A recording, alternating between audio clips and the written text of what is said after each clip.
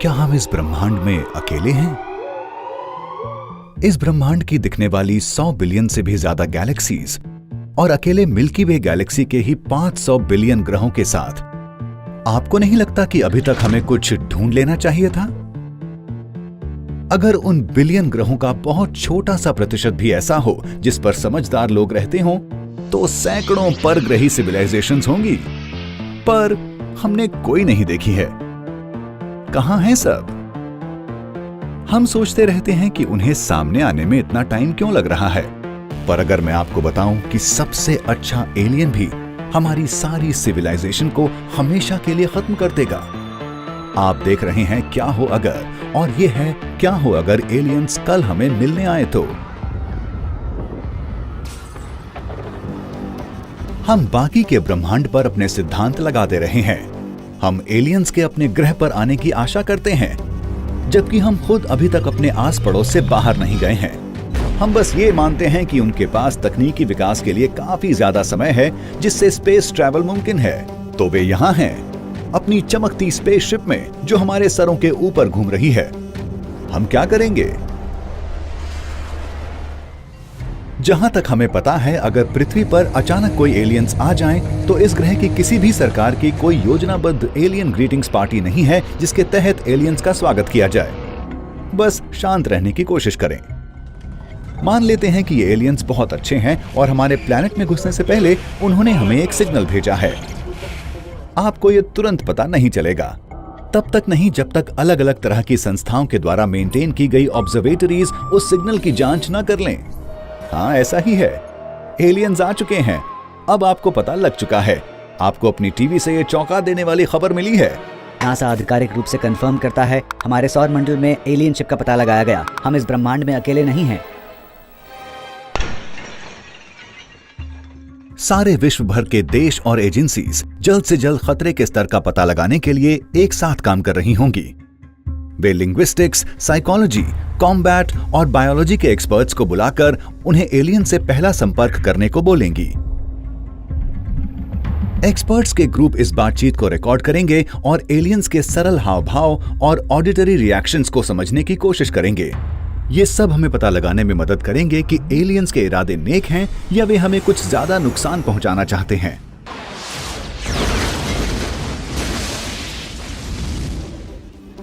कुछ लोग ये भी मानते हैं कि मजहबी नेताओं को सारी बात करनी चाहिए, पर कुछ हमें बता रहा है कि एलियंस ने स्कूल में हमारी भाषाएं नहीं पढ़ी हैं, तो जो भी उनसे बात करने की कोशिश कर रहा है, उन्हें हमारी शुभकामनाएं। जब विश्व के सबसे बुद्धिमान लोग एलियंस के इरादों को अपनी समझ के अनुसार जानने की कोशिश कर रहे होंगे, आप रुकिए।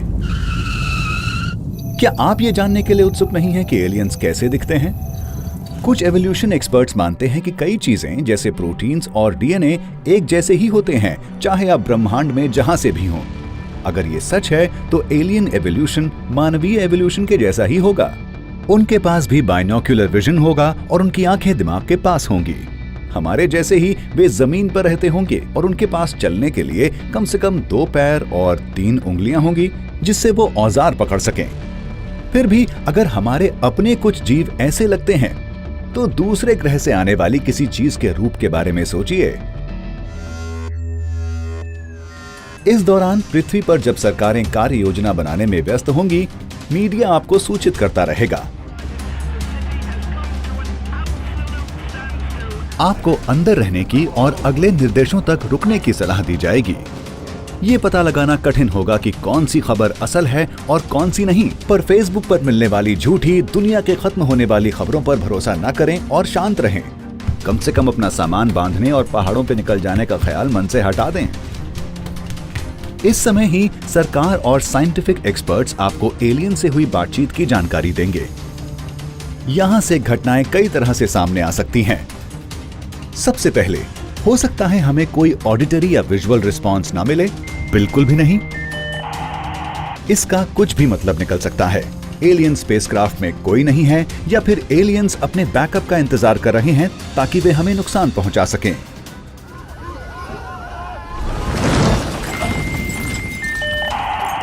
दूसरी संभावना यह भी हो सकती है कि एलियंस बिना किसी हथियार का इस्तेमाल किए हमसे बात करने की कोशिश करें। हालांकि मैं उनके इरादों के बारे में कुछ नहीं बोल सकता। क्योंकि हम बस यही जानते हैं कि वो हमसे पीछा छुड़ा के पृथ्वी को अपने पास रखना चाहते हैं।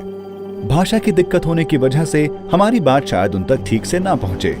तनाव बढ़ने लगेगा, हम बहुत परेशान हो जाएंगे। ये मानते हुए कि इन जीवों के पास पृथ्वी पर आने की टेक्नोलॉजी है, ये भी हो सकता है कि उनके पास बहुत ही बढ़िया तरह के हथियार बनाने की टेक्नोलॉजी भी हो।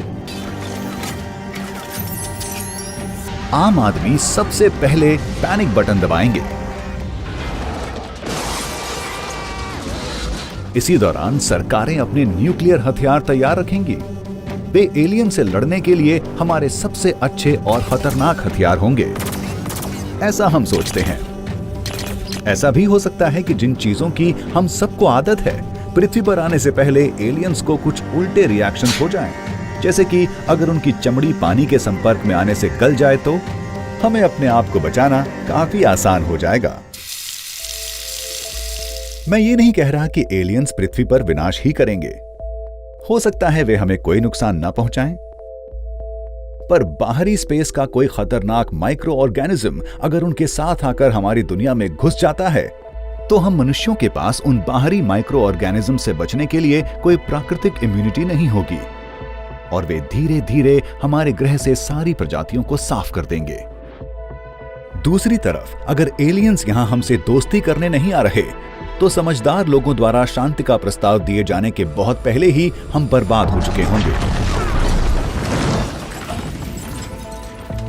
किसी भी स्थिति में हम दूसरे ग्रह के लोगों से मुलाकात के लिए तैयार नहीं हैं। बेहतर है हम अपनी पहली मुलाकात के लिए तैयार रहें, या फिर हम एलियंस की दुनिया में घुसने की कोशिश करें इससे पहले कि वो ऐसा करें। पर ये एक दूसरे क्या हो अगर का विषय है।